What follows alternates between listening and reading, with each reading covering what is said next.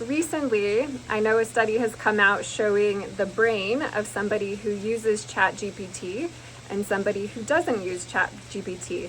Maybe if I can figure out the video stuff, I'll post a picture somewhere. I'll be able to get that image for you so that you could look at what someone's brain looks like that's using ChatGPT versus not using it.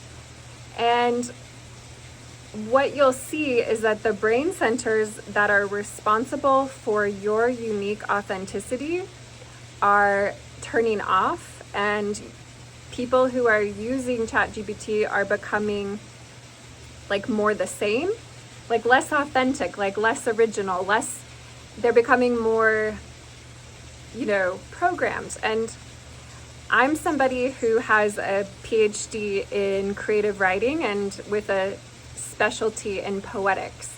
So for me, I see your ability to write and express and create art and be as something that is as important, unique, and vital as your iris or your fingerprint. And it is uniquely you. The way you write, the way you express, the way you are able to create anything. There could be 100 different people that are creating film, and maybe they could create the exact same film with the exact same plot and the exact same characters and scripts. But if each person uniquely were to bring their authentic, original, creative self to it, the film would be different. Likewise, 20, 200, 2,000 people could write a poem that was in the same, we'll say, iambic pentameter and had the same structure, same topic, same theme, overall same imagery. But if each person were to bring their uniqueness to it, it would be different, because the way that we are created in the image of the divine is to be a fractal. I don't know if you've ever studied mathematics and looked at how fractal, fractal. It's like they just keep going eternally, and yet they are just one mirror of what is whole, healthy, loving, divine, beautiful, etc. And so what does it mean, especially for the humanities? And I've been working on a little project behind the scenes. My legal's almost finished, and I think after that I might be able to share a little bit more about what I'm going to do, or maybe it'll take a bit longer. I don't know. I'll share when I'm ready. But I've been working on something in an attempt to help make sure that we keep the humanities human. Because, the loss of, and maybe actually my new theory, I've been working on a paper at the same time, and my new theory is possibly that what is actually the humanities may change, or what is actually the humanities may re-evolve, because I think it used to be this way in ancient temple arts, which is something we discuss on this channel.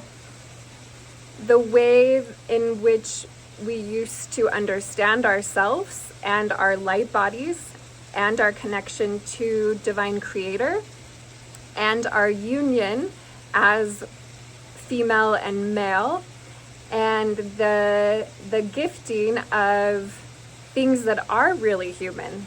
For example, we don't hear the word often anymore, holy matrimony,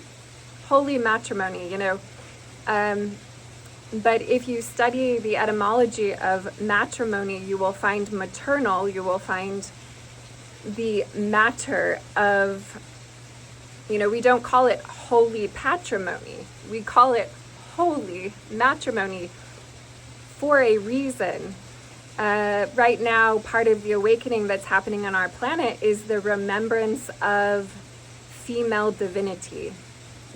which has in many traditions been obfuscated and shrunken and diabolically perverted in ways where a lot of people, especially like in certain religious institutions, okay, I grew up in Salt Lake City as a non-Mormon, but I have been living within Mormon LDS patriarchal thought systems that are very heavy and dense in the place where I've lived.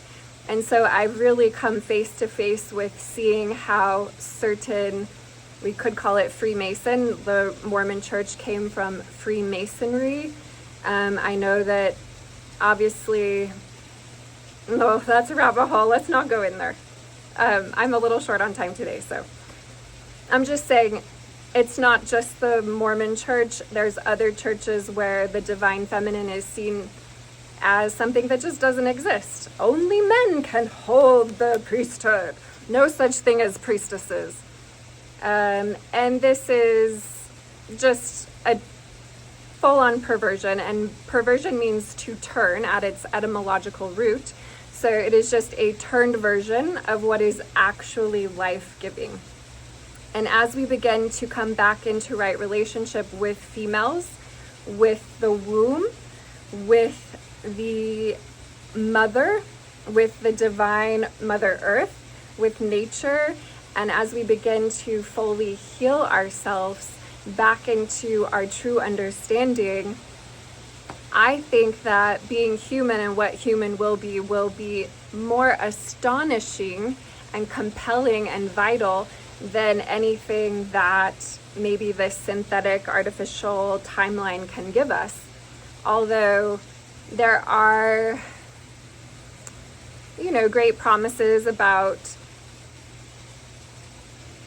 science saying, oh, well, I can sequence somebody's DNA and I can get their full genome and I can actually clone them without having to have anything but their DNA sequence on a computer screen.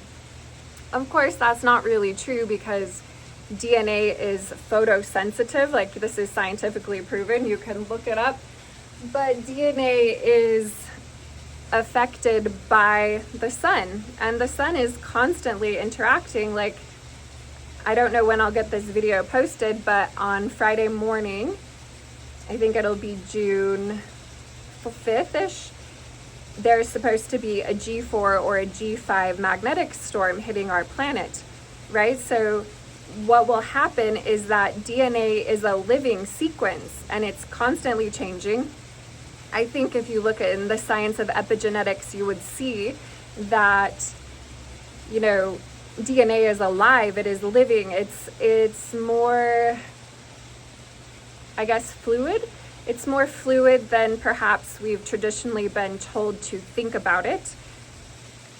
So, I can foresee a future where science or people in science are going to be offering a magic bullet to live forever. And it may be very tempting for people, like that may be a great temptation, like, oh, here's this thing, I can scientifically put a nanotechnology into your body and you can live forever. Yeah, and it might be something that would be good for humanity, but it also might be kind of like in the Mormon church, a soul contract with a archon.